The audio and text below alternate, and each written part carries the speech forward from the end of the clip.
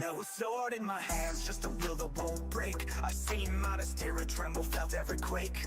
Sam carried Frodo when he couldn't go on. Now I carry that heart even when hope is gone.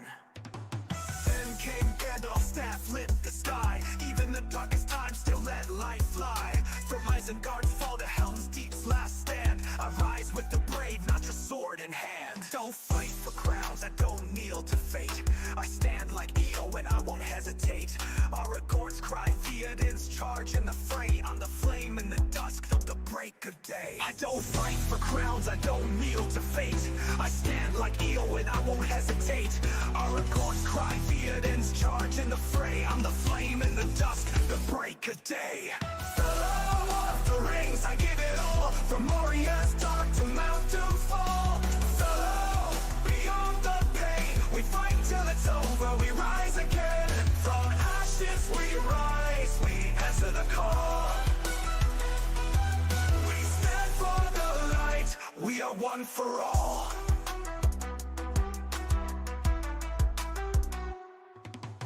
Born with the fire like smog in the air, but I learned from Boromir, beware despair.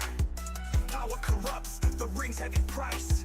Gollum fell chasing it twice. I saw Denethor fall, blinded by fear, while Faramir stood, silent but clear. Galadriel's grace, but a fire inside. She passed on the test, while others just lied. I'm not just a fighter, I'm light through the shade. Like Legolas swift, and Gimli unafraid. From Rivendell's peace to the Black Gate's cry, I rise like the eagles, I will not die. Fellow, we give it all. From the Shire to Shadow, we heed the call. Fellow, beyond the flame, with hearts unbroken, we rise again. Through trolls and wraiths, we rise through the fall. We stand for the weak, we are one for all. Fellow, through fire and stone, from ends that march to thrones overthrown. Fellow, no fear remains, even Sauron's shadow breaks at our name. We carry the ring, we answer the call. We stand as the light, we are one for all. I am here with the fellow of the rings.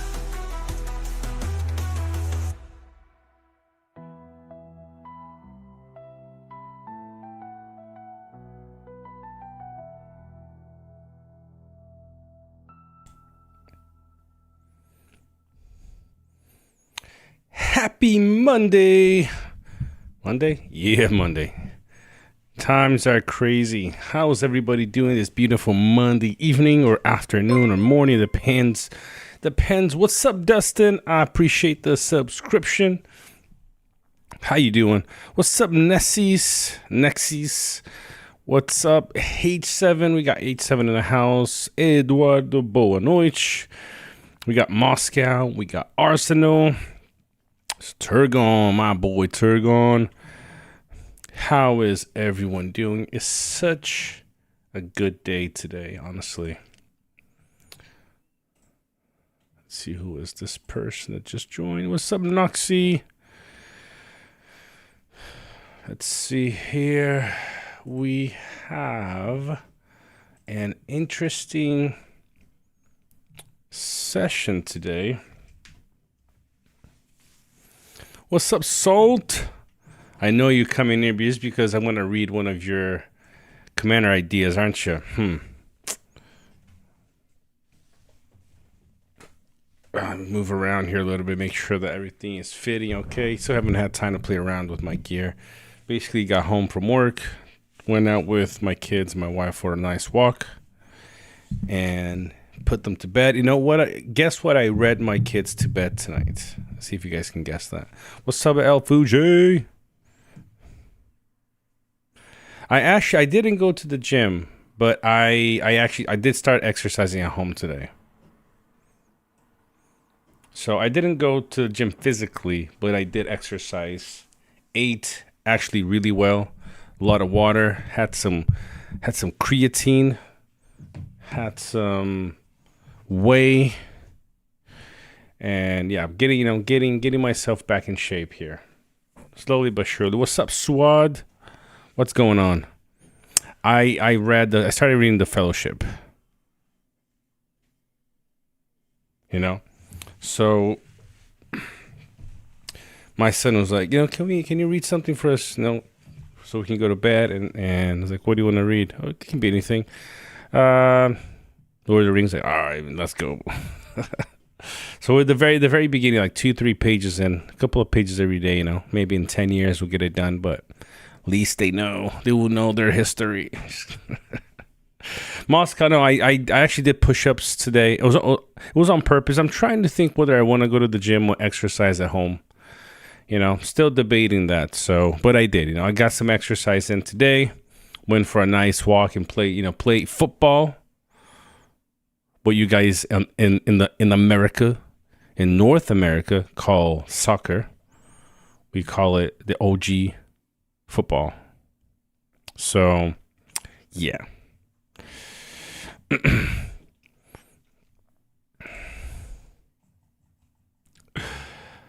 I don't think after last night we really need an update on the server, right? It's just as bad as it was before. It's horrible. It's such a I'm sorry, Turgon. It's just, man, it's it's not anybody's fault, but it's one of those servers.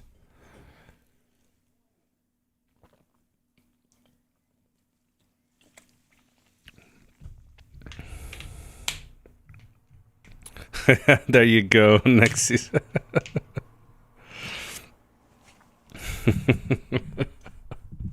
Exactly the word. Is Jack skating? Let me pull up the game here. So let's do this. I'll pull up the game, and then after that, show you guys some reports.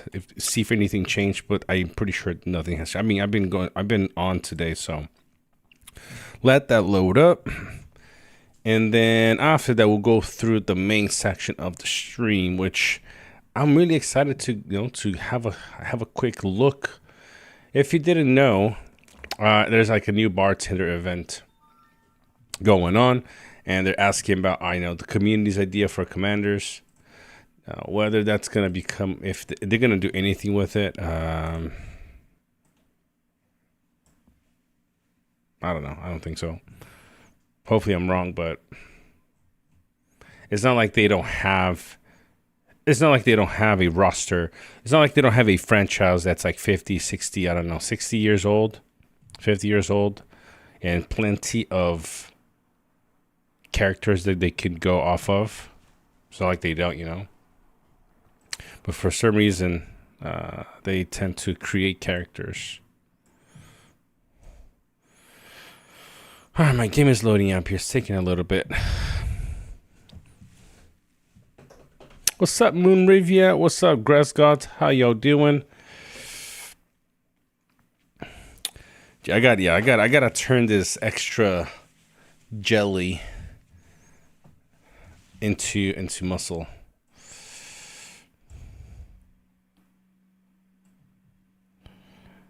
All right, it's loading. Man, this takes so long. All right, here we go.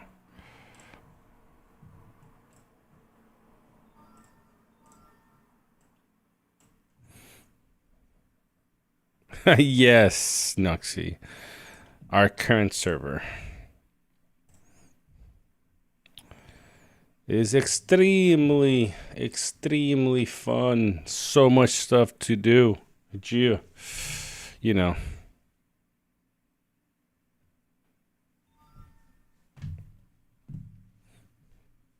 Funny enough, there's so much engagement from last night's stream. Usually live streams don't get a whole lot, because I do them consistently. Don't usually have a whole lot of comments, but this one about our current season, man, there's a lot of comments. I mean, if I could guess who the comments are from. Good night, 7. I'm gonna fix my sleep schedule, man. You gotta do what you gotta do, man. It's a rough world out here. So maybe devs punish you for complaining about game being slow. Now they made game even slower for you. That's a potential. Hopefully not, because it's already extremely slow. All right, let's have a look.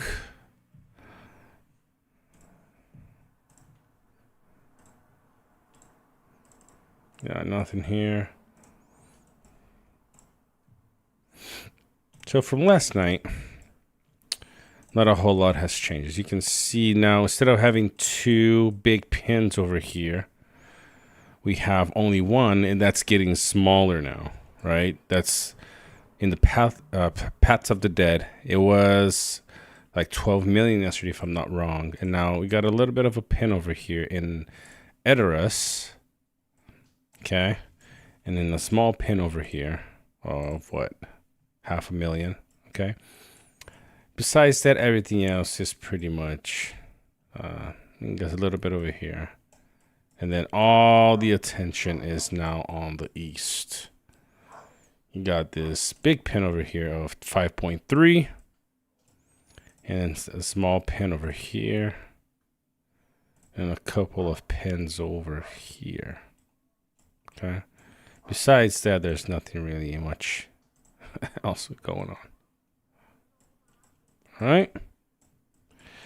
I don't know, man. It's a rough season. There's not even a whole lot that I even can comment on. It's just nothing is really happening. So let's see some reports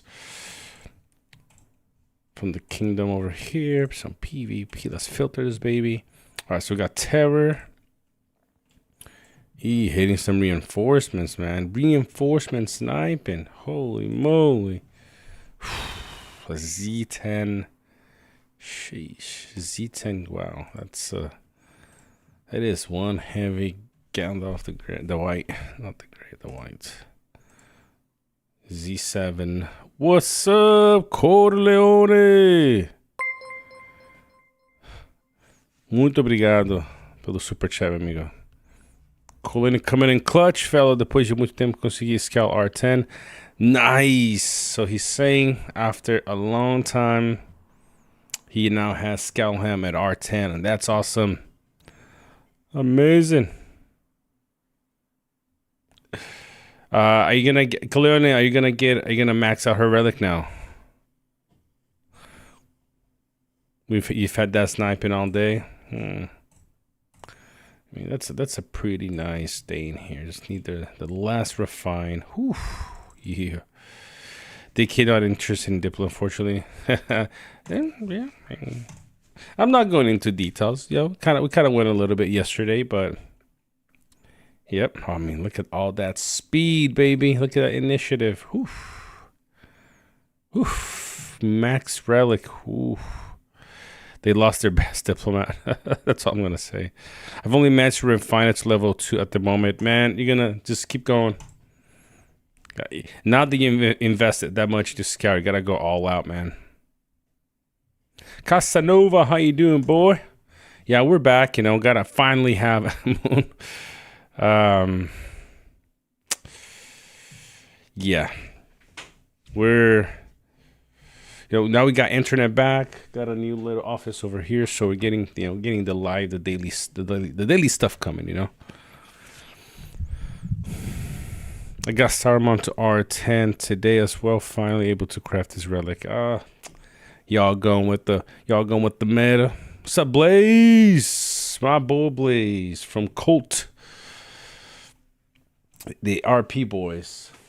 All right, so we got Kush here getting wrecked by Terror with R10, R8, R10 Ascended, and another R11. Not bad result considering the size difference here. Tony Salcedo, how you doing, man? All right, Noxie, you take care, lady. See you next time. Ooh, oh, look, we got our newbies. We got our dev here. I expected our dev to have a little bit better account, man. Come on. Thought everything would be unlocked for you. All right, see who else. Oh, we got Jax here. So let's see what Jax is running currently. Jeez. What's up, Evolution?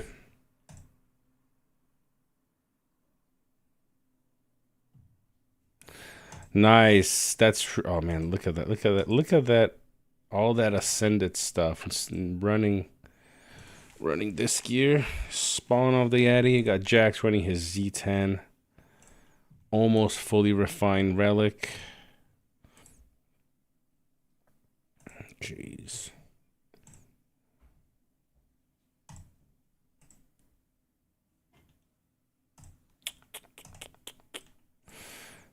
Now this is one nasty player. I started. He has so many awesome commanders that he's running. He got a Z1 Elmer. Look at that blue, royal blue cape. Oh, it's so nice. 5 stars on the Relic. Oof. Z1 Shadow. Z7 is this is not even his main team. It's just nasty. Yeah, Pyro has some really interesting formations. I got cool over here. Is this Siege? Yeah, he didn't do too bad considering that he's using his Siege army. Another Siege over here.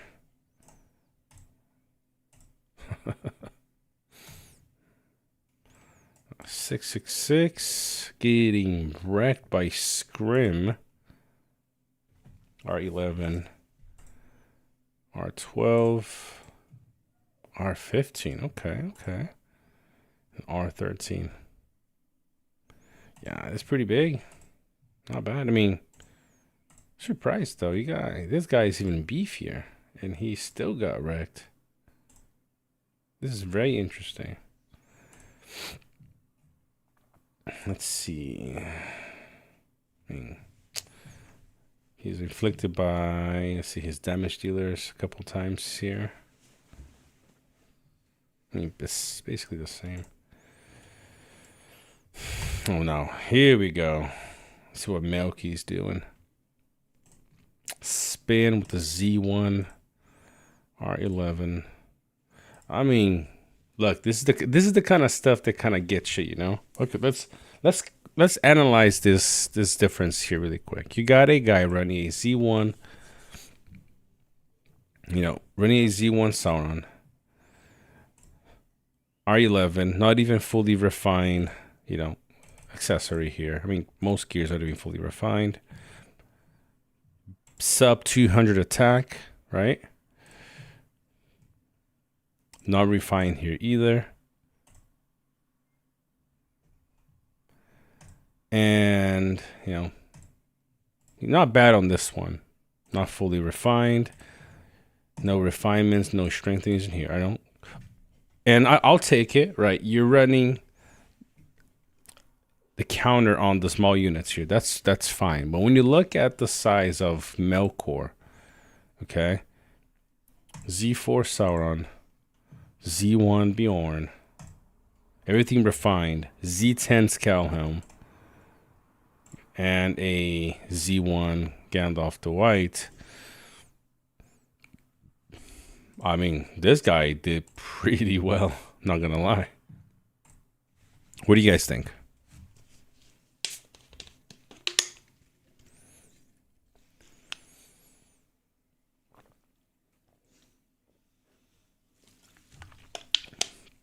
I think Spin did extremely well. This is one of those moments that really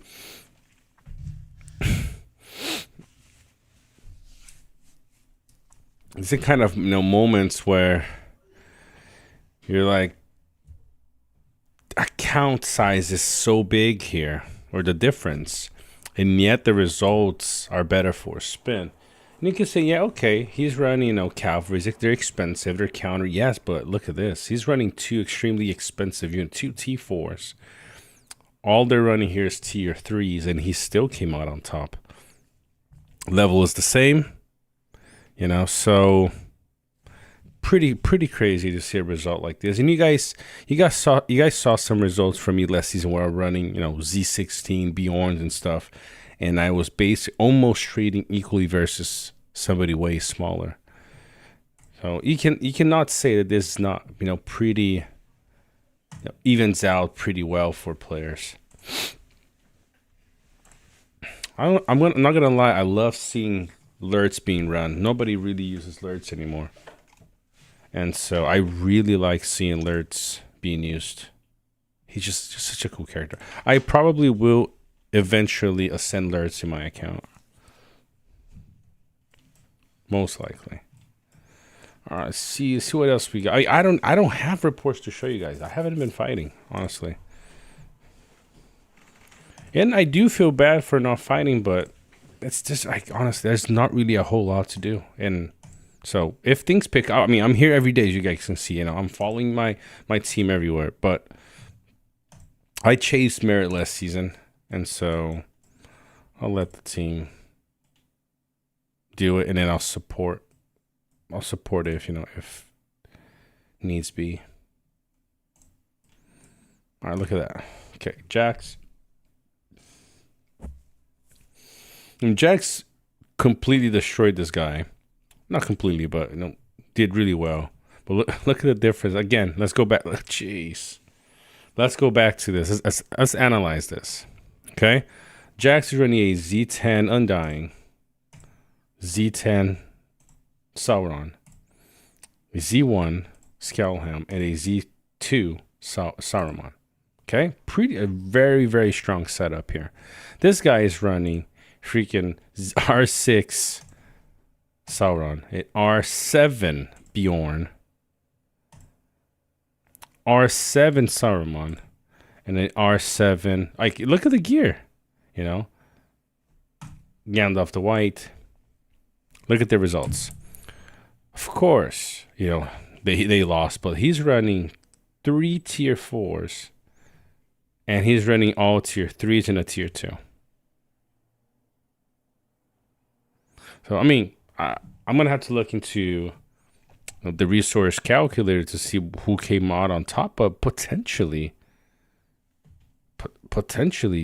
this guy, resource-wise, he won still. Because these guys are so expensive to make. What's up, Grim? This is kind of crazy to see this. Wow.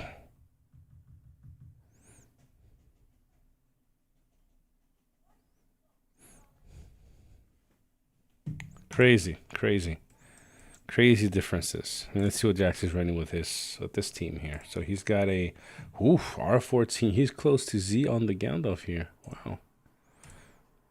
Z6 is Star with fully refined Relic. R11 Bjorn and his Z4 Key Rune. Yeah, the gap is much lower than it used to be, honestly. Let's see what Neton is running. A R11 Shadow, R15 Gimli. Gimli is a commander I haven't been, you know, it's not really being used currently in NRP. I know there's meta, you know, but a few months ago, you still had people running their high Zenith Gimlis left and right, and now basically nope. All right, not bad. About versus DK Nazgul. Okay, DK Nazgul has, I mean, not much to see here. Let's see. Ooh, let's see this one. Let's see Big Boss France. Let's see what France is in. Oh, nice, Moscow, nice.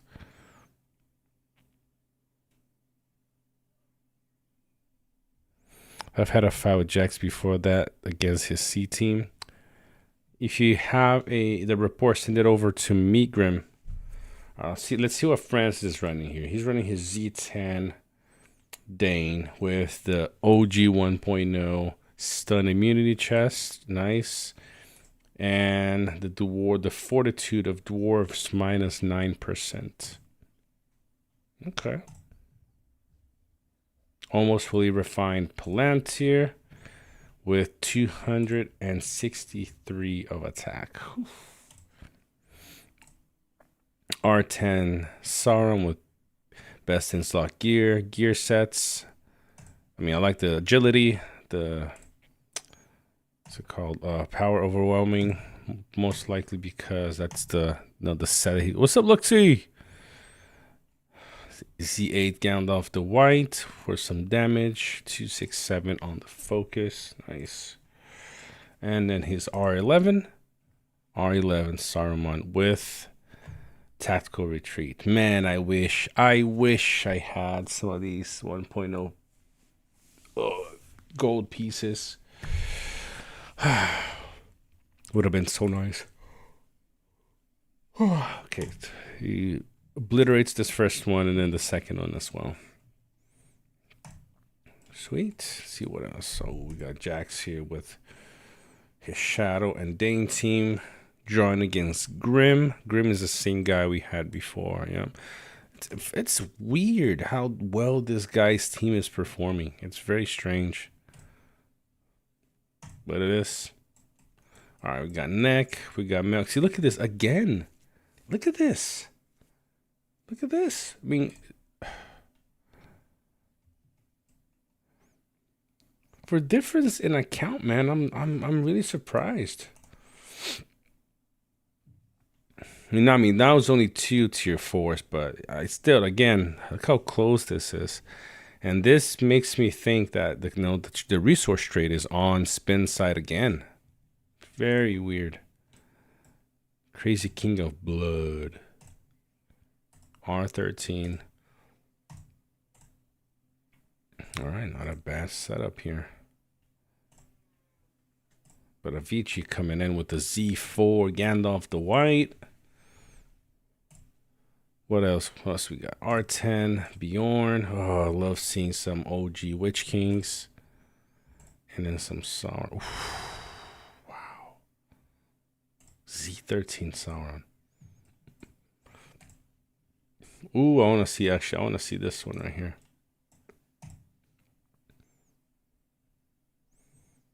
This is an interesting setup, Jax. So we got his R13 Falcon. Wow.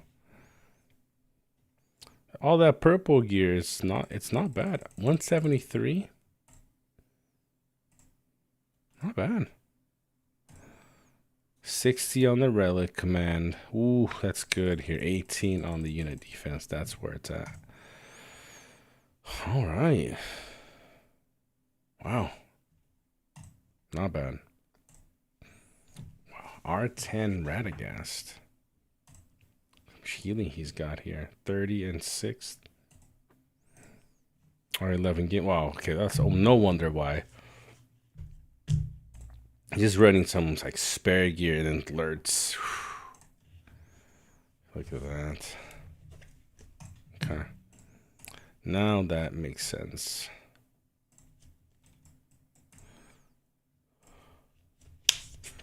Z8 Undyne on Kirby. R10 on the Saruman. Z11 on Sauron and Z2 on Scowhelm.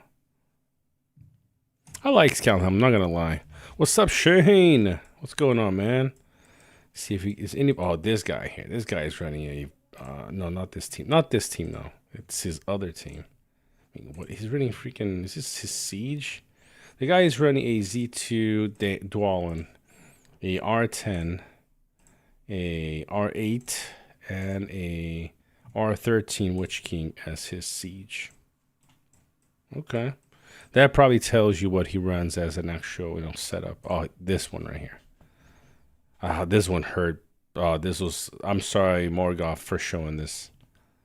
This is one that really, really hurt. Look at this setup. And he got wrecked. Crazy. Like no damage at all. That's very strange, but look at this. Look at this. What? He got so many anomalies. Question. At what point do you have enough gear to justify upgrading relics? I personally won't play the... Wait. Shane, you're not playing anymore. Is that what you're telling me?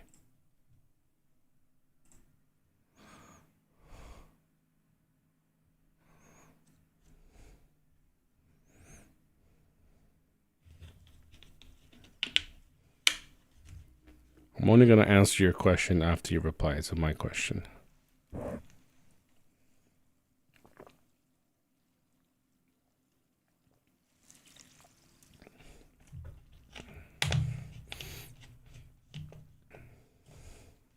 What's up, Ramiro?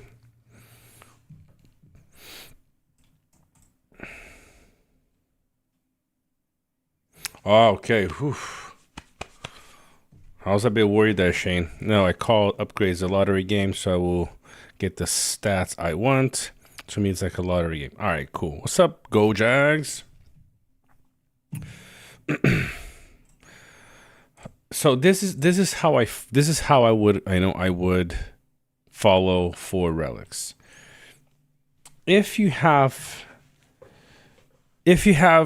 look, let's go by principle here. Because of how the system in the game currently is, you really only need one PvP team. Okay? I'm not sure. I don't think Hiruko is bigger than Jax. I don't think so. I could be wrong though.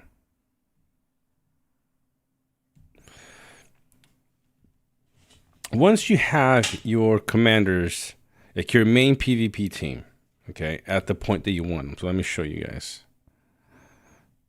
So my main team is this. Okay, I'm not gonna switch. I'm not gonna in this account. I'm not gonna try to. My Saruman is R1. It's going to take me a lot of money to get him to R10, right? So I'm gonna stick to this team. It does fine. Of course, I struggle because the meta isn't what I run. I mean, yeah, exactly.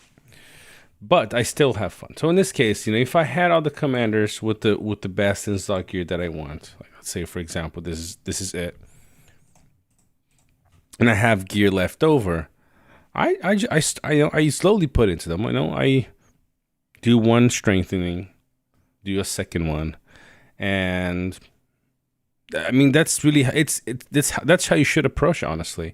Now there is an issue in Chisgul mentioned this to be one of the reasons why he left the game, and that was that fear of losing the stuff that you have.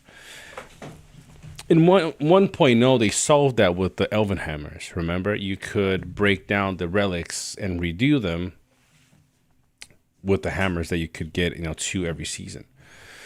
With 2.0 they removed that, so you can re-roll, but you lose half of the you lose half of what you have. If I'm not mistaken, they also come out as, correct me if I'm wrong, guys,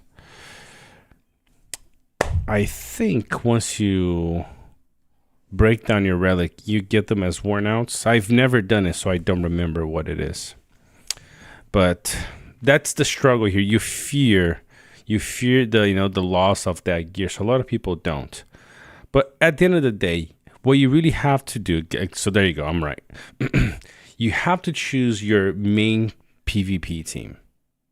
And once you actually know for sure you're going to use that team, then just go slowly. Look, I have 4 on this guy.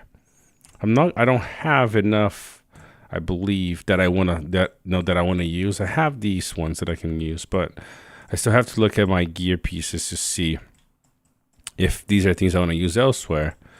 But I don't feel like I need it right now, to a point where if I don't get it, the last one is not going to do a big change for me. 6 attack is not going to break the world for me.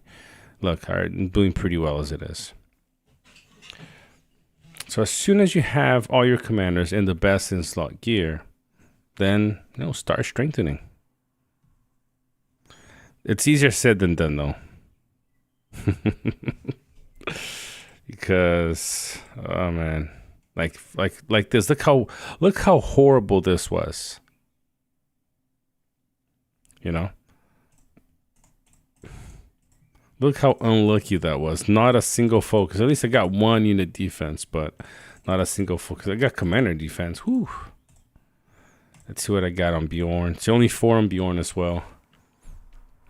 I mean, the worst that I could possibly ask for. The only good one here is the commander attack.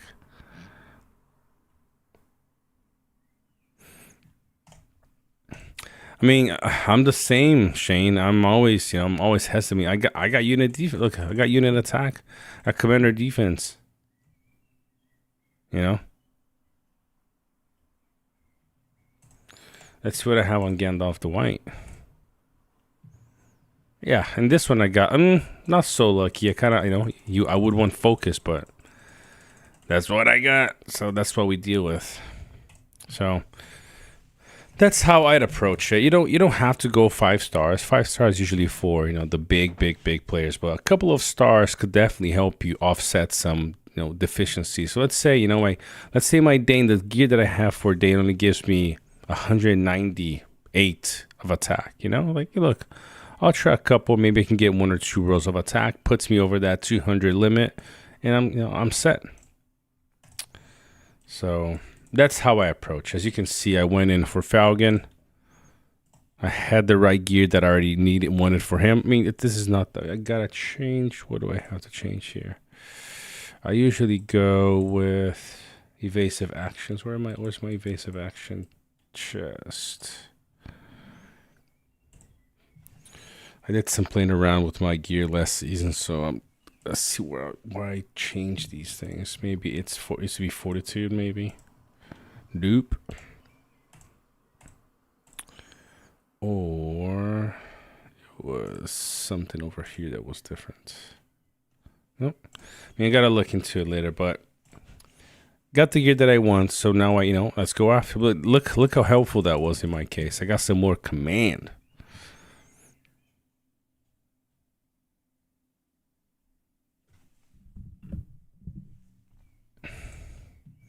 Go Jax, I think it's you guys. Can you guys hear the stream just fine?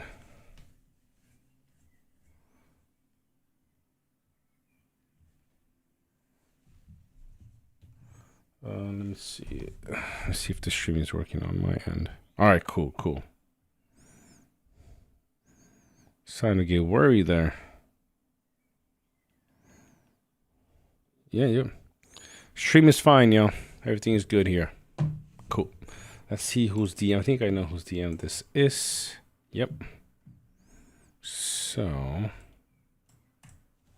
we got this from Grim with Jax. I think that's the one we showed earlier, wasn't it?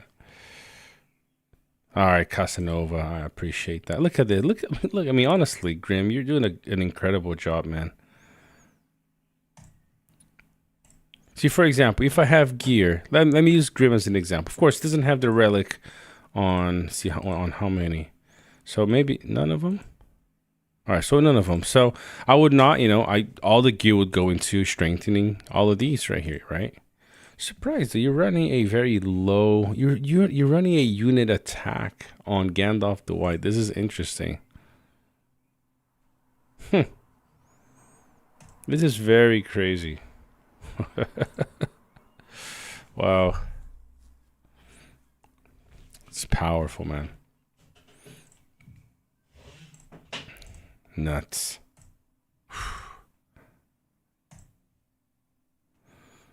Let's see SPC. This is before I consolidated my gold gear. Let's see what this looks like. Oh, of course. Okay.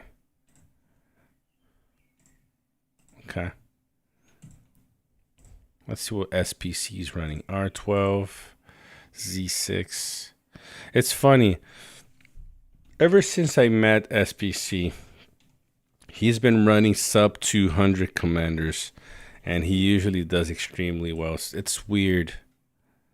I mean, his Saruman is running very heavy, high focus, but his Bjorn, look at that, 180 and still doing 152,000 damage versus, small units. That's very, very so. Oh, C9, jeez.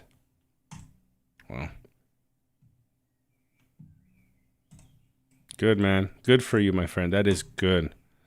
Oh, got more reports? What? Just gear I have to swap between other comms. That makes sense. That makes sense. I know how that is. No worries.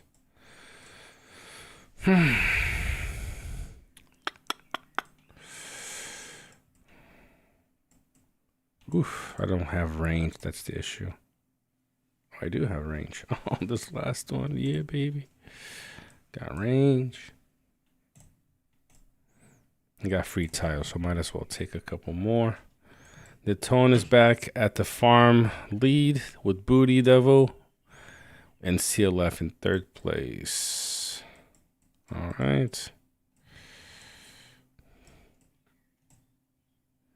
Let's look at the merit score. Got DK at number 1, DK Witch King. That's probably his evil account or something, I'd have to assume. Hermit. Nick. Git Rain. Army. DK Cardona. The very first one is Robin. He's our highest merit currently. Melkor, Milky Cake. Somebody's name got reported, I'm assuming. Fate, Goldfish, Shea. I remember this name. DK Allenton. We got Sasuke, Darth Vader, DK, and the name I can't read. Ostradamus. That's pretty high for a Skull player. Wow.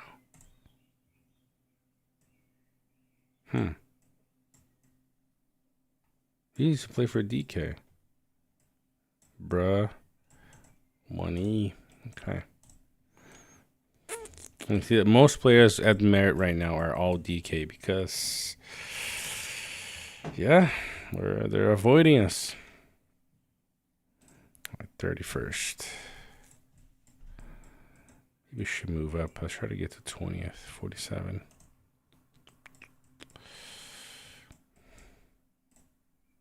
Let's see what we got here. Am I talking too low? What you talking about? Did I just pass you? Oh, all right. Wait, did I just pass Eduardo? Oh, I just passed Eduardo. That's true. Yeah, I mean, I farmed. What's up, my boy Ghost?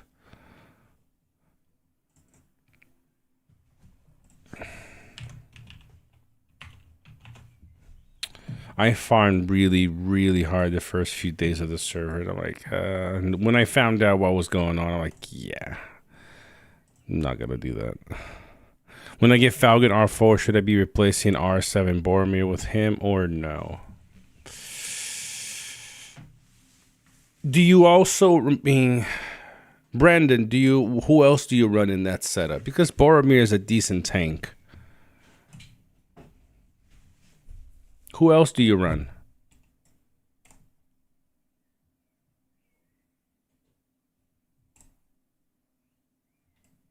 Jeez, destroying all those. I have an R5 Dane, R6 Gimli, and R5 Gandalf the White. So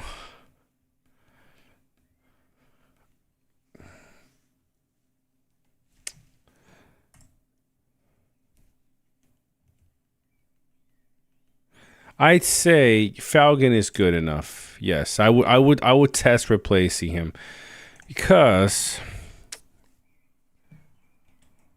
the consistent damage reduction addition on Gandalf the Grey's White Council could be really, really good for you. But the issue is Boromir. Without his relic, I'm debating here whether Boromir might potentially be better than Falcon. Let me have a look here. And the reason being is Warded is a decent skill. Okay, it's pretty good. You know, you got some HP here to take, you know, to be played as a tank, right? You got some boosting some attack, okay, on your formations, and you got the defense increase for yourself. So he's quite a decent tank, and Falcon without his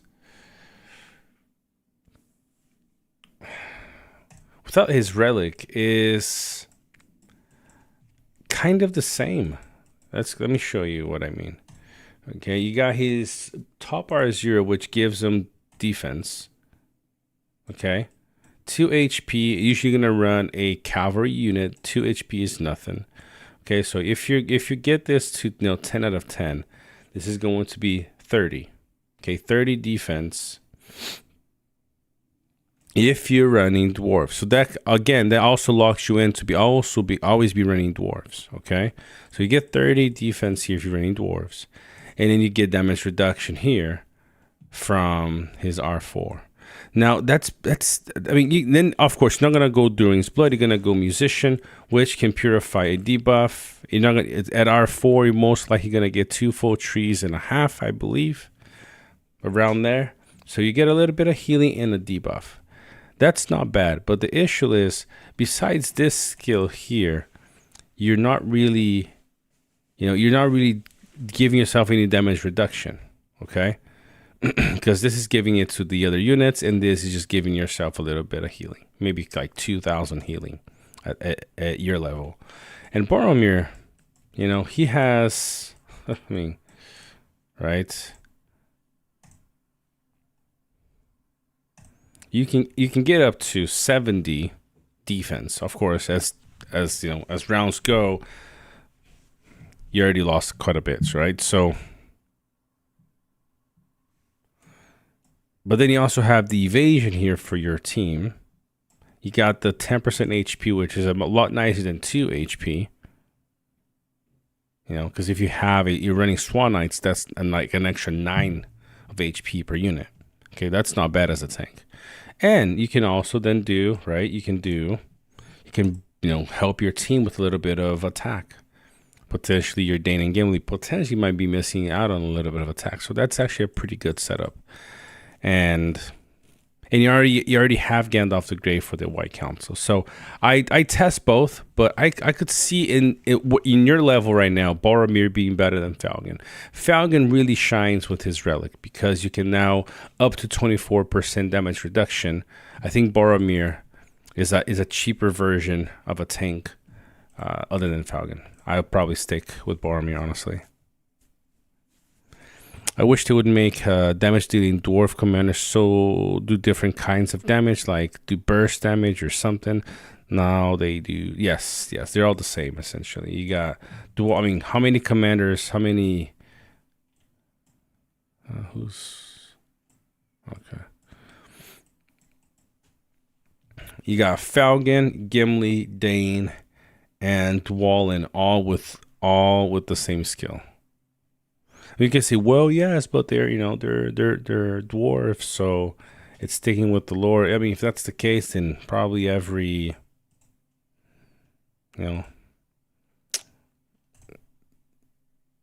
elf should have the same skill then. If that's the rationale we're going with, that's not necessarily the case. What's up, Helm? I hope that helped, Brent. I know it was a little bit long, but I'd like to explain my reasoning why. As you can see, I love running Falcon, but at R4, I feel like you potentially might get more benefit from pairing Boromir with Gandalf the Grey. But then again, like I said, I think you should test. Okay, you should definitely be testing because look, you got to see out of averages how many times you're gonna get the evasion. Because think about this. Every time you get the evasion on your formation, right? Let's look over here. I mean, that depends. Are you still playing the game? I hope the answer is yes. Then yes, you can. Now, remember, evasion, every instance of evasion that procs on a formation gives you an extra instance of White Council. Okay, so if Boromir gives you on average 2 or 3 instances per formation. I'm so active in a few discourse dedicated to the game to stat count. Well, we'll take it. We'll take it. Oh, that's you have quit though, like the actual game, man. That's rough, bro. So look, 5 instances. Okay, so if you get an average 1 or 2 or 3 per formation, units, right? Which is in this case is the most important part. Then that means you get 2-3 instances of White Council prolonged into later in the fight. Which I feel that's a better, in how the meta is right now, it's better than having double White Council per se. Hopefully that makes sense. And then you got an extra, you're giving your team a little bit of extra attack here, and you're tanking yourself like crazy.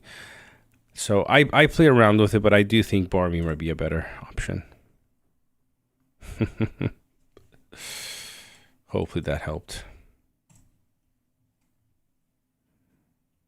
Boro is underrated, definitely, but he's a good commander. I mean, nothing crazy, nothing crazy. He's never gonna compare to a Galadriel as a tank, or even now Undyne as a tank,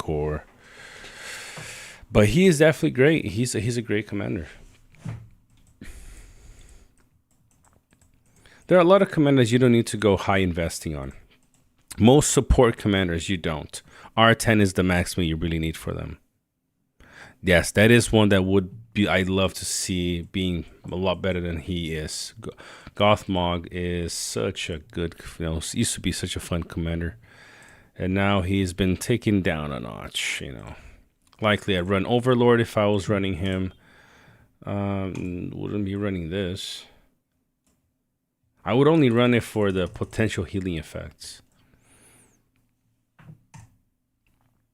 Damage. Yep, I run this paired with this and potentially this. Yeah.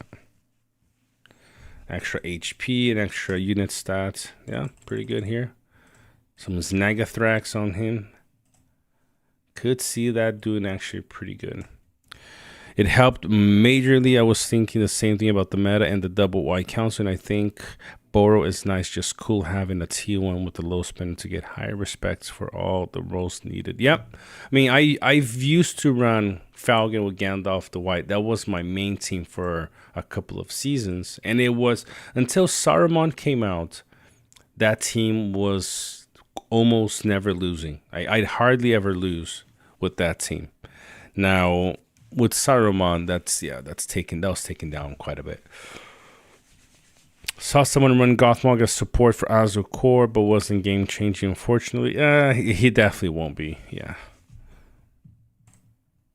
Bo is 100% a good pick, solid tank for early seasons, and free to play low spender. Yep. I mean, look at this. I mean, I love to see. There are a couple of people that still run him pretty, in like their B team in bigger accounts. And he does just fine. A lot of tanks are good, not necessarily because they're crazy skills. There's only a couple of commanders that are pure tanks, like Frodo. Frodo is, I've been saying this, as a pure tank, Frodo to me is the best. You don't need his relic. All you need is, the regular tank gear, and he is gonna survive like crazy. And a lot of commanders can be used as tanks. You can use Gandalf the White as a tank. You can use Galadriel as a tank. You can run Sauron. Like look at this. Sauron is the best case that he's not a tank. Like if you look at the skills, he's not necessarily a tank, but he can be run as a tank because of all the other things you can do around him. He's just a debuffer. That's what he is. He's a CC and debuff commander that can also be used as a tank. There's a lot of commanders you can use as a tank. You can use Gandalf, King of Man as a tank. You can run this guy as a tank. People run him as a tank because he's not useless, but in the formations where people were running him in the past, he didn't have as big of a role.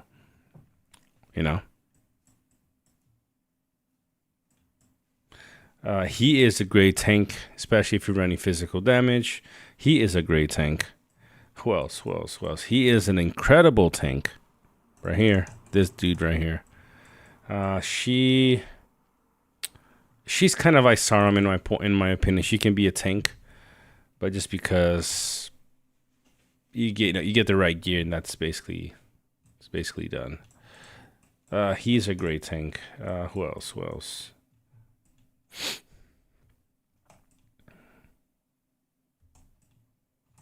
Yeah, I mean, people are running Grima as a tank.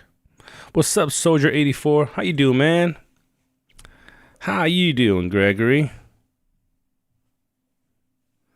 So yeah, there's a lot of players you can do. There are only a few commanders that I truly tanks, and usually it's a commander that has very high damage reduction. What's up, Simon? Is a commander that has very high damage reduction, like Frodo, like Isildur, or commanders that can heal themselves. So Galadriel and Círdan and potentially Radagast in different levels. If he's in a different level of with the Relic, for example, then he becomes a great idea for a tank. So those are the commanders that are usually they're the best for tanking, because the gear gives them that that support. But then as they lose fights or lose units, like you got Círdan and Galadriel and Radagast, either they're healing themselves back, or like Isildur and Frodo, or especially Frodo, he has an evasion skill and a crazy damage reduction skill. So if he's getting hit, he's taking 30% less damage, and if he's not getting hit, then he's taking 0% damage. So, but then other commanders can be transformed into tanks though, because of the way you set them up. Lil J, I feel that there needs to be a better balance between evil and good. To be honest, though, I agree with what Vessi said. There hasn't really been ever really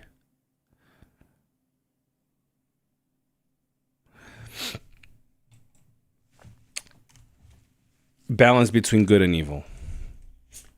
Evil in 1.0 struggled with less players and a harder commanders to understand. For quite a few seasons, evil struggled to win, not just because of team sizes. Where you had Lothlorien with 300 people, you had Mordor with 150. Not just that, but commanders are harder to understand because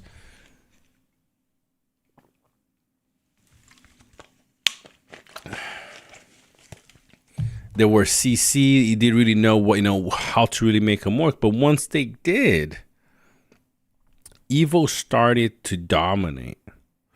Isildur Bane, it's not a tease. I'm explaining what you mean. We're gonna close the stream tonight on this last point. Let's go back to good side, okay? 1.0. You had your damage dealers like not even Dwalin at the time. For a few seasons until Frenzy came out, Dwalin was not at the top. You had commanders like Gandalf the Grey being used extensively, right, as a draw commander. You had Theoden with his cavalry just wrecking things left and right. You had Galadriel. Galadriel first became very popular a couple of seasons, dropped off massively in the later ones, and then started, as players started to invest more into her, they started seeing that she was actually really, really, really good. King of the Dead, pretty plug and play, right? Get Oathbreakers, boom, you're done. See who else? Gil, Elves, right? Boom, then you're done because they had evasion. What's up, Gregory Goss and Soldier 84 from King? Keep up the good videos, brother. I appreciate the super chat. Grateful for your support. We're here for the long run, and I appreciate the help, brother. I mean, there's a couple more. I mean, let's see. Dane, when he came out, a couple of seasons later, he became extremely powerful. Funny enough, Bjorn did not win any space in 1.0. He came out before 2.0 came out, and some people got him pretty high, in respect. And they're like, he was okay, not even close to Dane Power at the time. Right, let's see. Good side. I mean, and look, if you go back here now, it's a lot of the meta at the time was pretty much plug and play on good side. It's boom, heal, boom, boom, boom, boom, peel like crazy. Right, massive damage. Gandalf the White was not a massive win back in 1.0. People are having on average better results with Gandalf the Grey, because. They're not really fully understanding the potential and how to play Gandalf the White in the intro seasons. Later in the game, people are having a lot better experience with Gandalf the White and doing a lot of, getting a lot better results with him. But nothing too crazy. Oh man, I hate going back to talking about 1.0. It sucks. King of the Dead, extremely powerful. Círdan, not so good in 1.0. I mean, at least not that well used. And Evil's a lot trickier, right? You had one primary damage dealer who was Lurtz. Shadow, people are trying to make him work. Some players got extremely good results, but he wasn't in 1.0. He wasn't that commander, just just plug and play, you're done.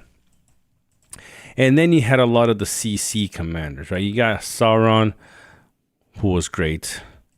A lot of CC. It took people some time to understand his full potential. People started running him one way and then another way, and then they started understanding what he was doing.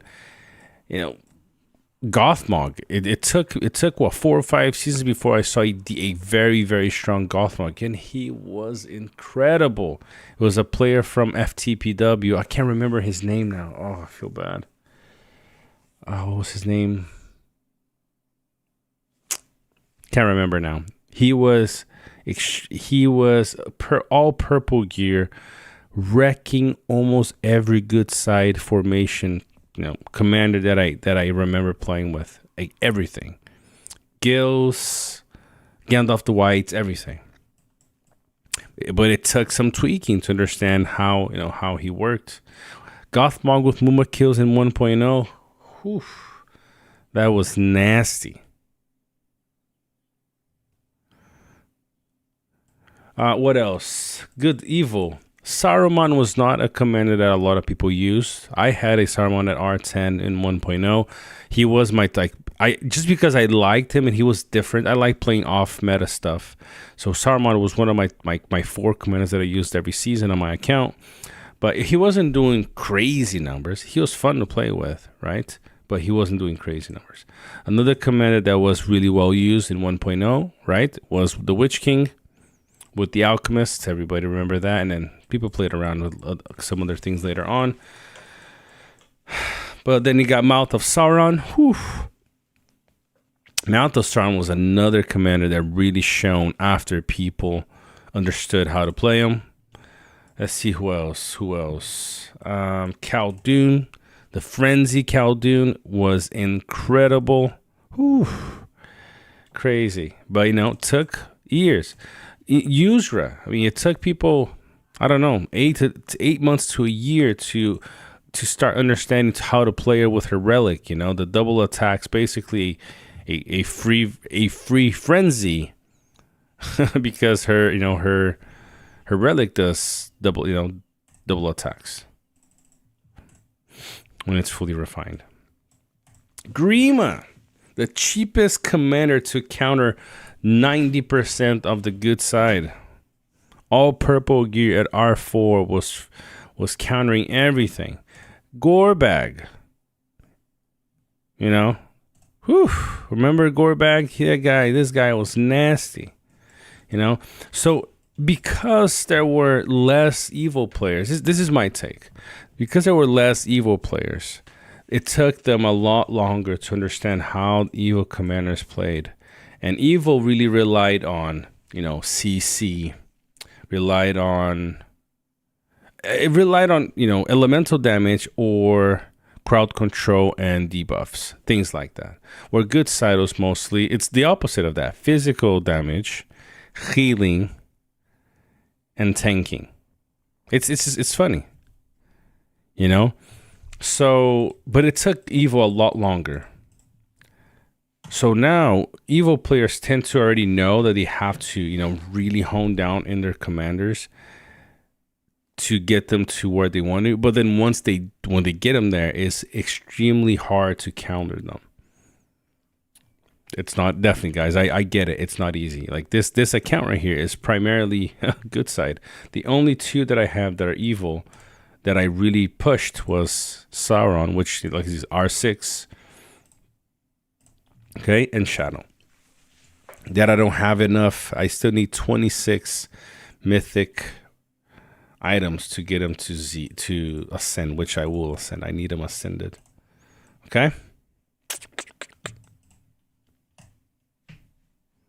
Yeah, good side does struggle because it's harder. You know, the way that I mean, it's kind of hard to explain really, because it's not easy countering the things that evil does, because we don't have a whole lot of skills on good side. If you're talking about RP, you know, if you're separating those two, you know, it's a little bit harder to counter the things that evil does. Is it impossible? No, but you gotta play around with it. I do agree, though, that units in the evil are a bit better than good side. I mean, if you want to look at my barracks,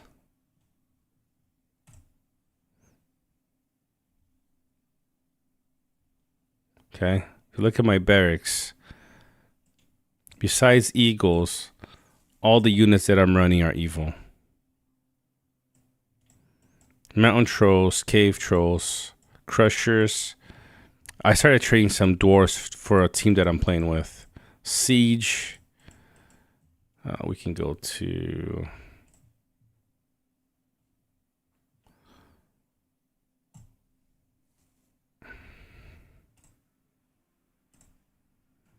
Right, so look at this. So we got Marauders.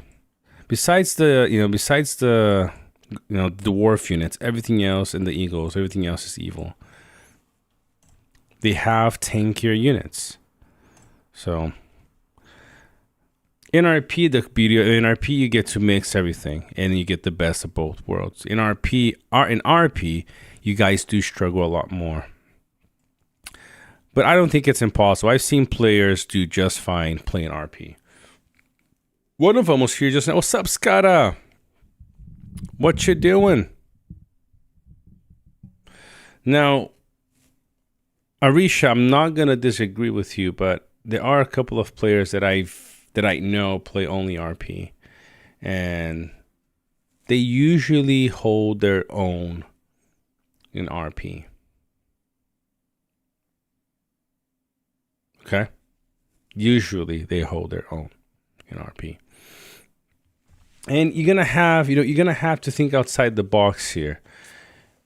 Then again, let me give you an example. We're used to only good side is used to have, only having to use their regular barracks for units, guardians and things. So when they encounter a Saruman who is doing focus damage, and like, wow, before Saruman coming out being used, I was beating the evil commanders, the formations, with a little bit of, space here between the difference between troops left from me hitting a guy. Now I'm still running guardians, but I'm losing. Well, yes, because you're stacking defense versus a formation that's primarily doing elemental damage. You have to change, right? Yeah, but evil doesn't have to do that. Yes, because the meta in good side hasn't changed in a very long time. They haven't changed the command to be healing heavy. Imagine if they're running a very healing heavy formation, then people would have to go from running, you know,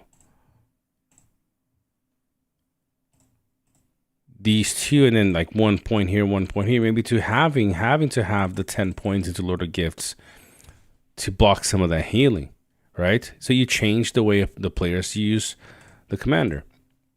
Evil hasn't had to do a whole lot of that because good side primarily focuses on physical damage dealing, and that's true. But how can you pass around that? It's, you know, there's many ways. But one of the ways that you can counter if you're playing RP, if you're fighting a lot of Sarumans and things like that, you're gonna have to use a unit like this, right? If you're playing RP, at least in one of your damage dealers or something, you might have to run. Oh, geez, you know, you might have to run this guy right here. Okay, you receive minus 25% focus damage and poison. There you go, minus 25%. There you go. And then instead of running maybe a might gear set, you might need to run another, you know, evasive action. That's 25 plus 24. That's 50% damage reduction right there on your damage dealers. There you go.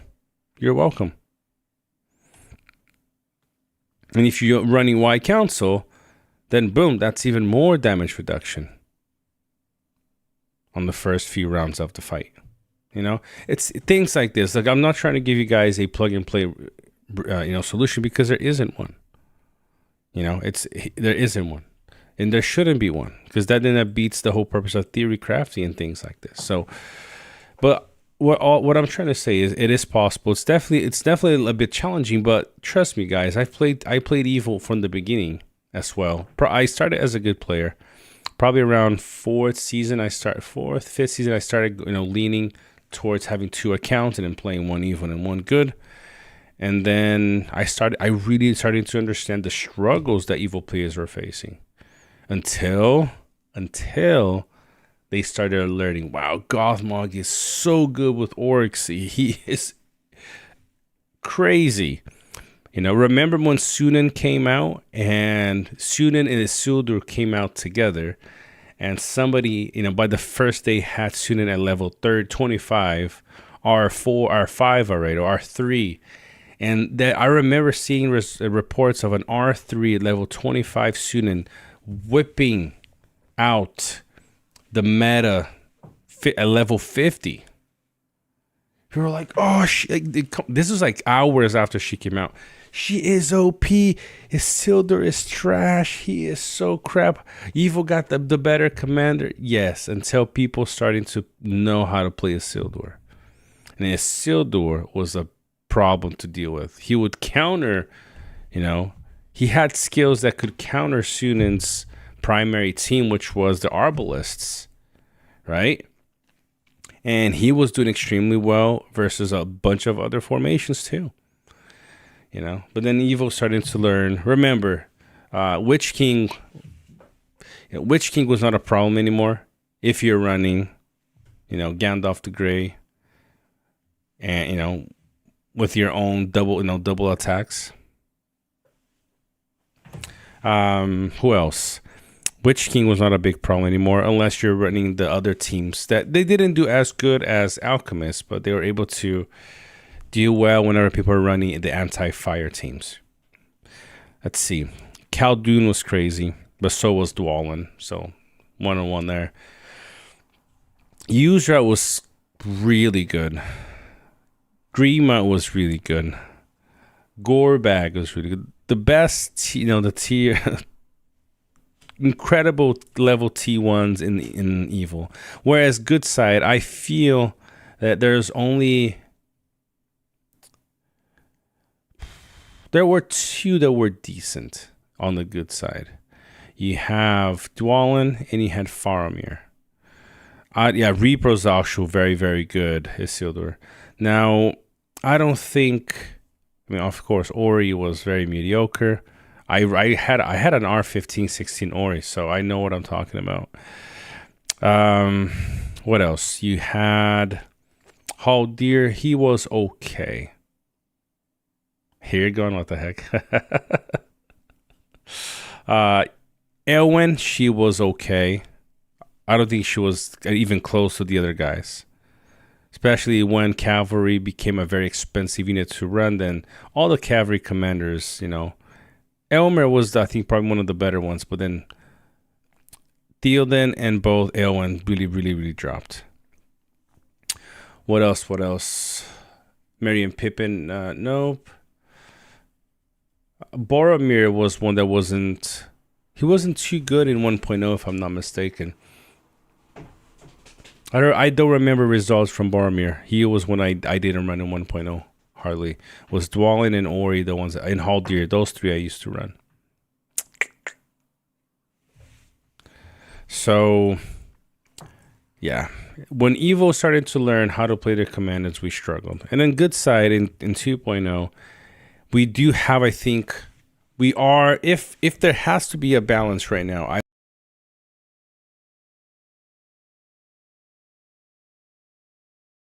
but it is on the up, you know.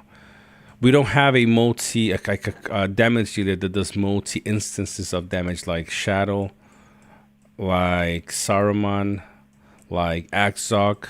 They all do multi instances of damage. I mean, even Undying does that. So we don't have that. So what do? We gotta find a way to make it happen, you know. If we do have some PvP later in the season, I'll show you guys, you know, some reports from this. So Aiden, what's up, my man? You're gonna be in my season 2. Sweet. Let's check some of your guys' comments. Denethor, yes.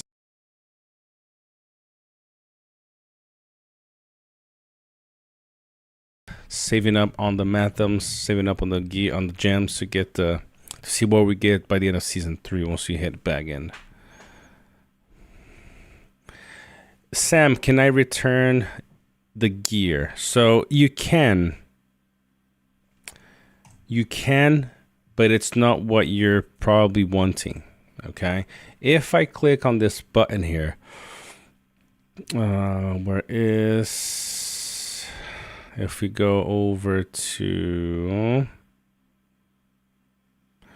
what's up, my boy Jake? Look who is here. How you doing, Jake? Oh, it's chapter 8 of 10 or something for the gear chest fellow. Is this for season 1 though, Shane? Oh, you get it already. So if we go to items here and we do this, I don't think I can use. Let me see if.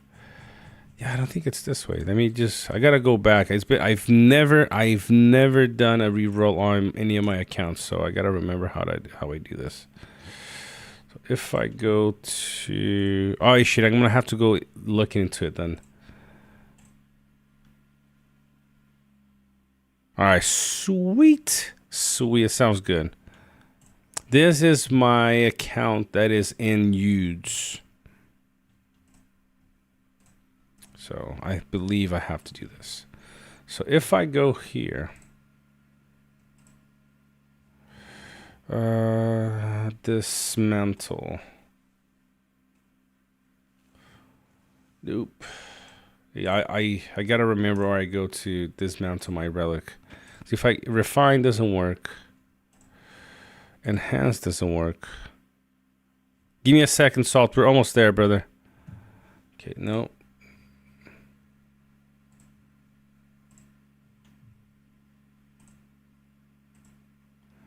Let me do this really quick. I think I have to unequip first. Okay, nope, not that. So I mean, you can see what you get, right? Reforging. I wanted to show you something else, Sam, but essentially what happens is this. You can read what it does. Right, so Reforge will return 13 equipment items consumed during enhancement. The returned equipment items will be transformed into worn-outs. The types of worn-outs returned will be determined by the types and order of equipment added during enhancement. So all of these you get, out of all of these that I've put into this, I get 13 back only, and they all become worn out equipment.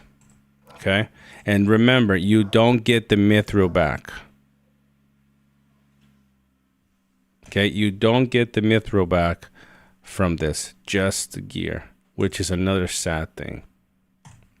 Okay, I wanted to show you, but I guess it has to be max refined. Oh, there you go. Sorry, here, reforge. See, this is what happens. So thank you. Who said it? Precious. Okay, so look, it has to be max strengthened in order for you to reforge. So you click in reforge, it shows you what you're gonna get. I'm gonna get the the whole. It's it's almost fully refined here. I get 7 of these, 5 of these, and 1 of these, and it still costs 3,000 gems. Okay. Unless you're a massive Kraken or you're only gonna run one formation, and the first couple of rolls you did were extremely bad, never. This is my personal take. Never re-roll. Never reforge. Unless you fall below one of those 2 things I just said. Okay, I wouldn't. I mean, look at my. Look at Galadriel's. Look at this. 5 stars. No focus and only 1 roll for unit defense. You kind of want focus. In my case, I would want to focus and unit defense because she's my tank. Are you serious that he re-rolled Danes 5 times? What? I mean, like I said, the people with that kind of, that kind of dough, they can afford it. Okay, let's do this, guys. Aiden, let's do this. It's getting, I'm trying to stay kind of in the 1 hour and a half time frame for this week. I got a lot going on at work and family wise. So I will show the season 1 accounts. I'm running, I'm doing 2. I'll do that tomorrow. Okay. So for us to end, let's pull up here. Time for bed, Eduardo. We're 10 minutes, bro. 10 minutes. We're going to bed too. All right. So let's pull up Discord here really quick. And recently there has been a. Where is the one? Here we go. Okay. There has been an event going on with the bartender, with the only bartender saints that we have in the game with 150,000 people in the Discord. And it's basically give your ideas for commanders. And we have some interesting entries, and I want to go over with you guys, and I'll let you guys give your verdicts. Some of them I did see some things here and there, but others is going to be a first for me as well. So let's pull it up. Here we go. That's the one. Here, boy. All right.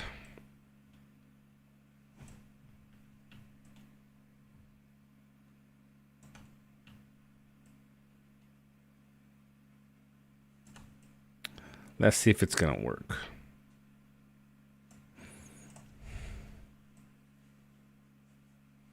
Here we go.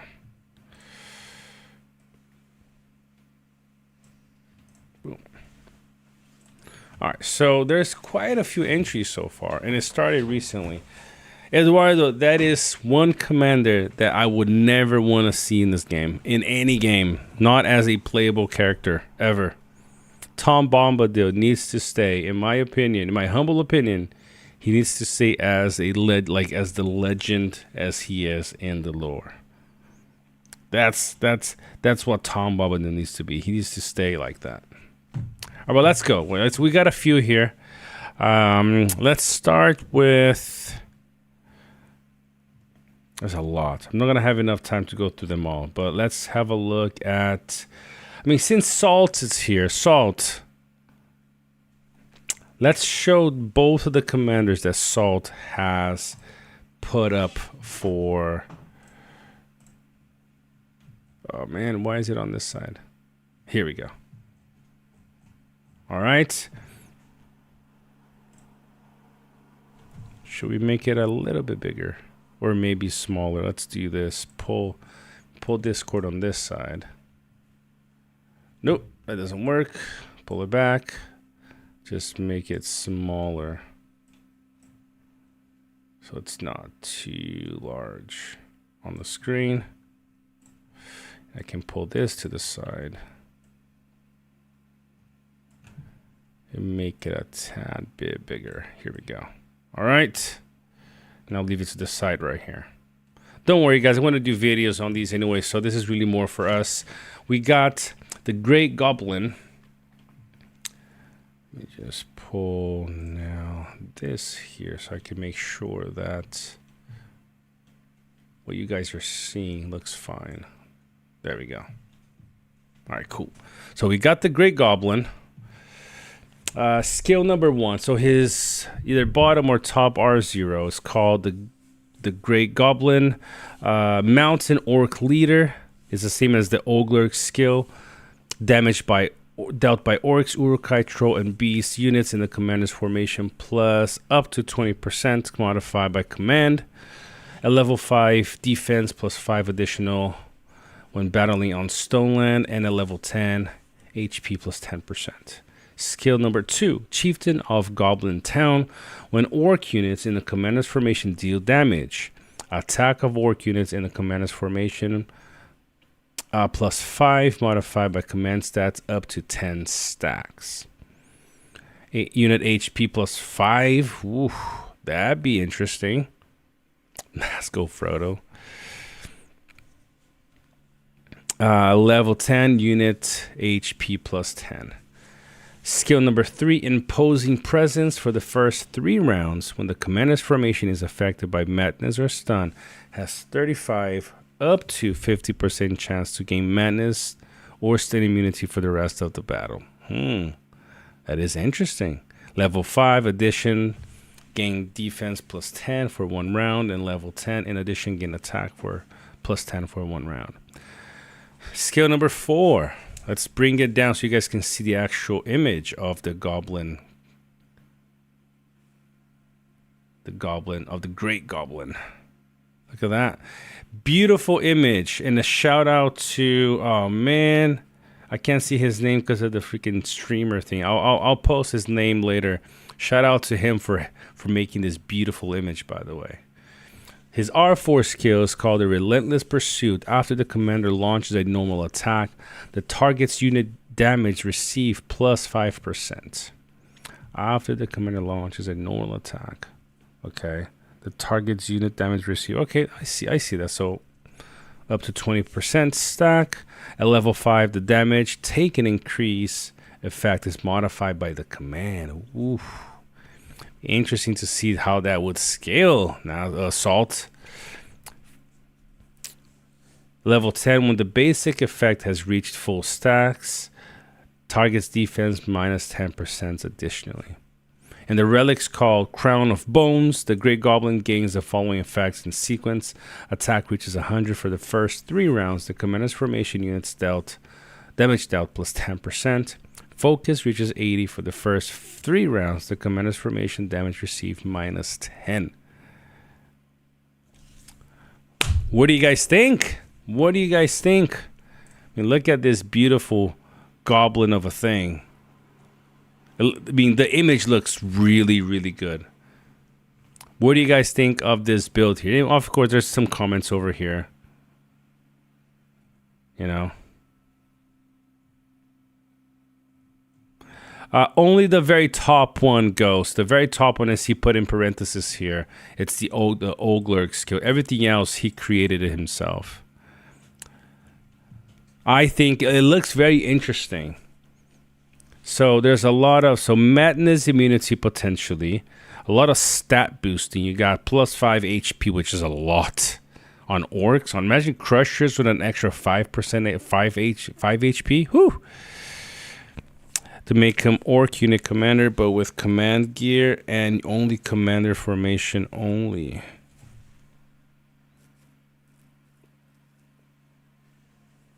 What does that mean, Salt? And only commander formation only. a lot of stat boosting and damage boosting. That could be interesting. I could see, I could dig that. All right, so that's the first one. Let's go for a couple more, guys. Let's go for a couple more. Nice thing about doing this right now, doing live with you guys, is that I get to practice reading these for the videos later on. Like that, the buffs are not shared. Yes, I get with the other commanders. That makes sense. All right, let's go. There's a couple more that I want to go through. Let's go through Salt's next one because I really like this next one as well. He has brought us Bolg. Look at this beautiful design of Bolg. Look at this. Look how well done this is. Sheesh. Competence. So Bolg, his skill 1 would be jagged cut. 1 round of preparation. So rounds 2, 4, 6, 8, and 10. Deals, I'll give you guys that max level. Okay, so deals 200% physical damage once to 2 enemies. Level 5 commander attack +5. Level 10 50% chance to inflict 30% bleed damage on the target after the target receives damage, lasting for 1 round. That's pretty good right there. Skill 2 high tolerance. When the commander's formation is affected by madness or stun, damage received -60? What? Come on, man. What are you trying to do to us here? Make every good side player quit? That is high. 60% during the infected period? Jeez. Level 5. The damage reduction is modified by defense stat. Come on. In addition, when the commander's formation is affected by madness or stun, defense +15 for 1 round. Not gonna lie, this skill sounds a bit OP, man. But it sounds cool. Skill 3, Brawler's Stance. For the first 3 rounds, have a 50% chance to gain one of the following effects. Dual blows, damage plus 10%, attack +25, lasting for 1 round. That is interesting. Okay. Level 5 commander attack +5. Level 10 from round 4 onward have a 30% chance to gain one of the following effects each round. 1 instance of damage evade, damage received -10%, or defense +10. And skill number 4, Impale. On rounds 3, 6, and 9, deals 700% damage to 2 formations. In addition, gain 10% during the effective rounds. At level 5, commander attack +20 and commander defense -10. In addition, if the enemy is composed of Dane, Ironfoot, Thorn, Ballin, or Ori, deals 100% damage once to each formation. That is pretty crazy. Relic, Bolg's Mace. Each normal attack has a 15% chance to inflict stun on 1 enemy once every round. I mean, I can see Bolg being a bit,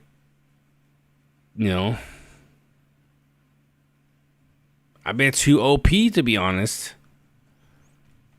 Bleed,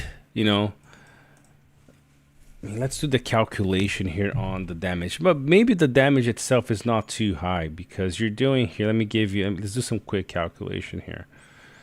You're doing 400% every 2 rounds. So times 5, that's 2,000% damage. And you got the bleed on the skill number 1.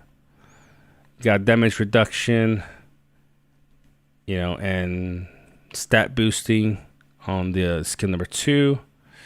You got potentially dual blows, things like that on the R3, on the R2, and on the R4 you get another. It's 2,100 times 2.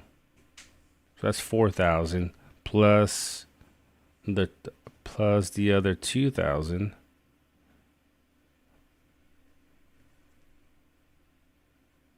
Yeah, 6,000% damage, which is not too low.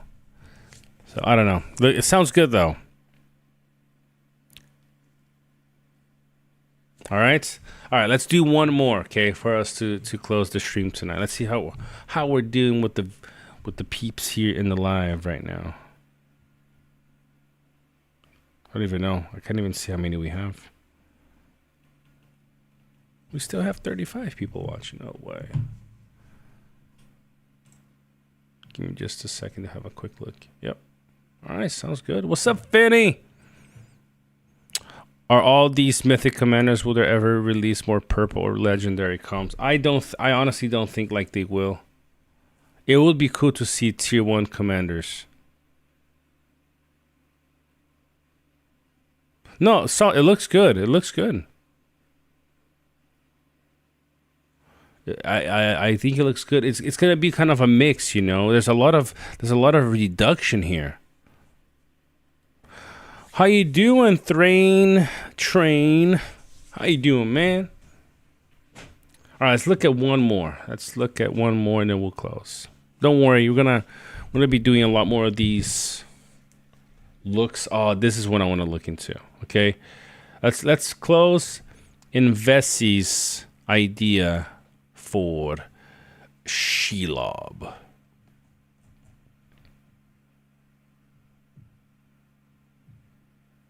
All right. Okay, can you guys see this? Let me see here. Yep, there we go. So let's pull this a little bit. Oh, not this one. I need to Discord. Yep, you guys can see the lore. I guess I can read it to you guys.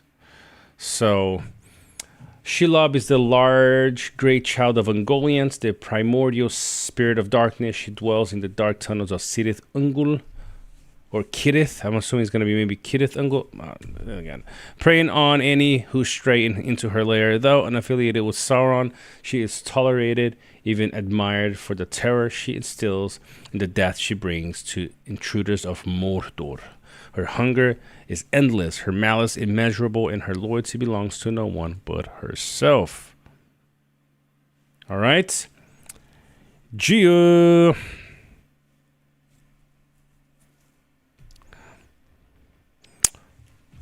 All right, so the 4 skills that Vesi has chosen, our first one is called Web of Despair.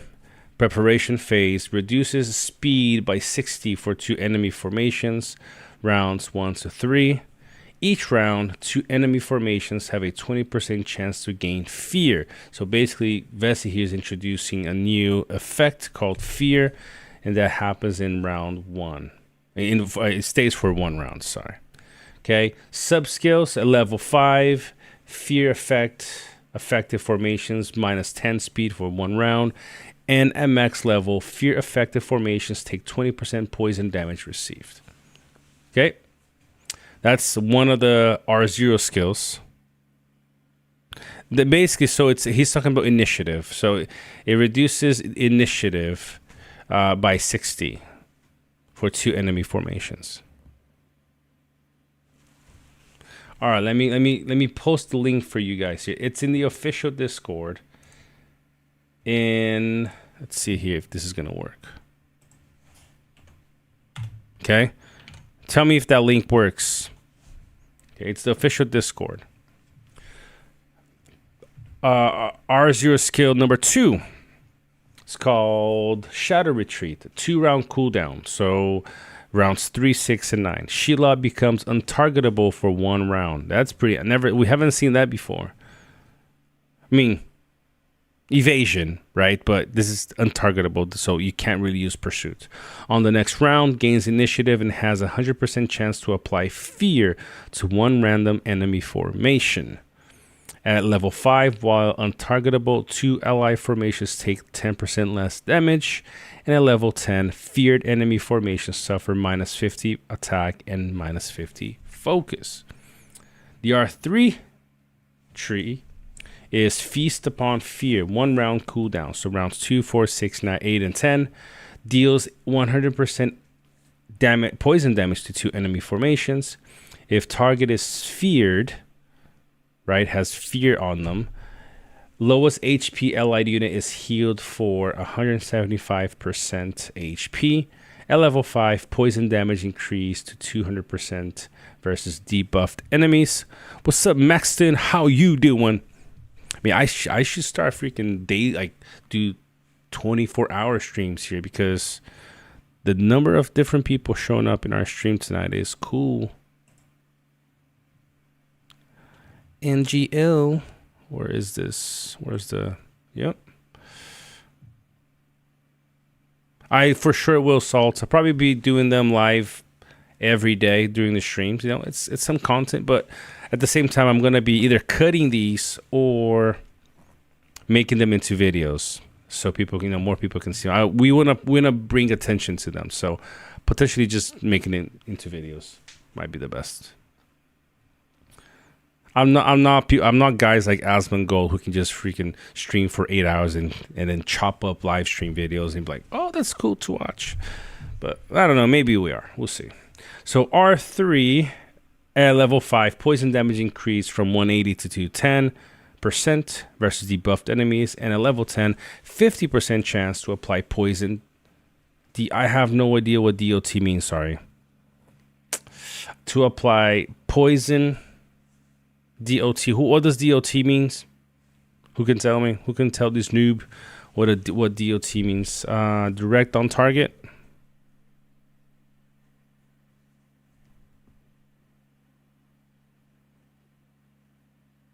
What's up, master?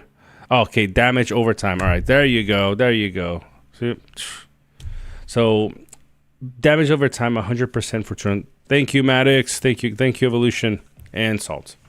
All right, R4, her skill is called Legacy of Ungoliant. It's a passive skill, increases all poison damage dealt by 30%.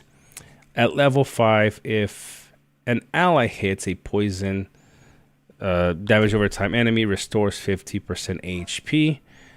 At level 10, feared enemy formations suffer minus 20 defense. That is interesting. I'm not sure how I feel about this one.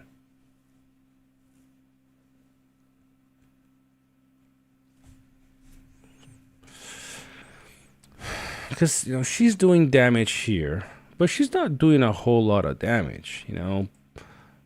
It's not a whole lot of damage. So she does damage here, but then she heals a little bit here. If the target, that's the issue, if the target is feared. So quite a bit of RNG there. Debuff on initiative. And then CC here on the fear. Stat reduction. So you can go, so 20% damage received here and then another 30% here. Okay. And her relic, let's look at her relic.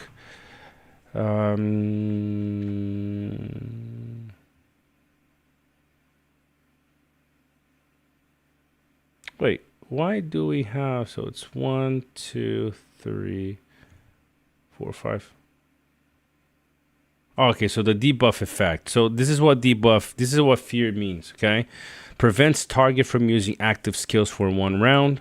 Does not block normal attacks. Does not pause skill cooldowns, unlike stun. Count as a control effect. Can affect commanders or units depending on the skill. All right, and the relic is called a talisman woven from the silk of Shelob's brood, soaked in the dread of ancient webs. Those who fall under her gaze know not only fear but silence.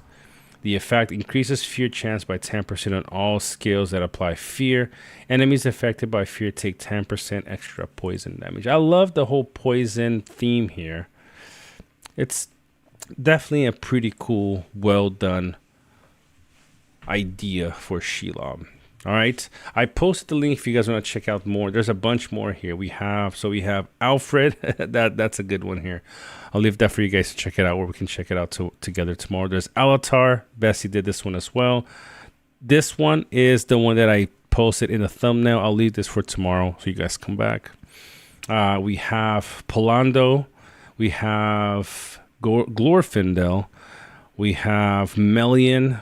We have a couple more down here. We got the Balrog, and we also have Who is the other one? A troll commander. There's a troll commander that we also have. All right. Let's see. Ghost, you could probably make those shorts for a quick look and make a bigger vid looking deeper into said commander and talking with the person who made it or something. That's actually a good idea. Let's see if we can make that happen. The stream crashed. What?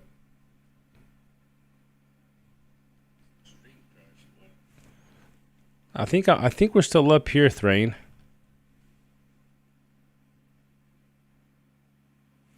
Okay, can you guys are you guys, can you see me? Can you hear me? All right, cool. Whew. Got me again, man. All right, cool. Thrain, maybe it's something on your end there, brother. All right, cool. All right, so tomorrow we come back. I will look at some of the other ones. I sent the link here on the chat if you guys want to check it for yourselves. Okay. But we're back tomorrow, guys. Just, you know, to give a recap, tomorrow we'll be going then. Let me hide this for a second here. We're going to be going over the free-to-play accounts that we're running. We go over the updates on the season, which right now there aren't a whole lot. Yeah, I'll get you guys some updates on potentially the day we start the mega service in NRP and the mega service in RP. I think they start this week, actually. But I'm also going to look into bringing up the guys that made these and talk about them. That's a good idea in the videos. All right. Salt, man, you did a great job. I love both of those concepts. Hopefully they listen. Hopefully they see some of these. You're like, wow, these are actually really, really well done. Maybe we should, bring these commanders out. All they have to do now is code them, because you guys gave them basically the design. You gave them the skills. Like, what else do they need to be able to release more commanders? Think about that, Has to be at least 8 days. Okay, yes, I know it won't be. I know it won't be right now, Brandon. It will be next week for sure. But I think it might be the one that starts in the 11th. Oh, permission from Warner Bros. I don't think they need permission though. As long as it's within their license, they should be able to do whatever they want to. You definitely should get paid. If they release a commander with the skills you guys created, you should get paid for these. I'm excited for this season 2, brother. I'm really excited. All right, so just to recap, guys, tomorrow we're back and continue doing what we're doing here. I might actually set up things up on Twitch. We might switch things around. Do some streams on YouTube, some streams on Twitch. See how that goes. I don't think anybody's streaming Lord of the Rings Rise War on Twitch, so maybe we can get some viewers there.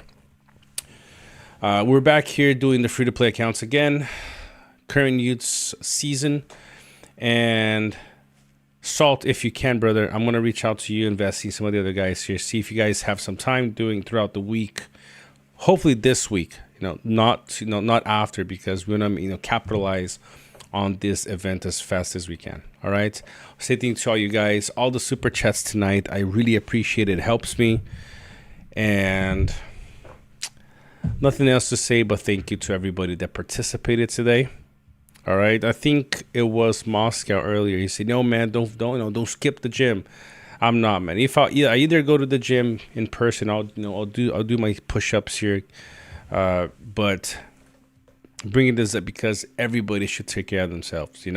One thing that I do remember from my younger years as a gamer, I just stay in my room playing for countless hours. Wouldn't want to eat, wouldn't want to go to the bathroom, shower, and it can get very addicting. I appreciate it, Max 10. I appreciate it, man, honestly. And so, look, just a couple of reminders. Make sure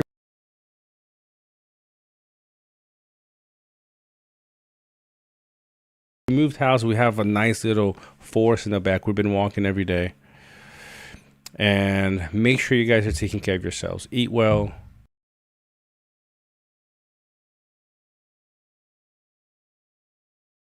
Very much live. Yeah, still very much live. All right. Don't forget to do those things. Take care of yourselves. But don't forget to come back tomorrow for another one of our streams. All right, guys. Y'all take care. Have a great evening.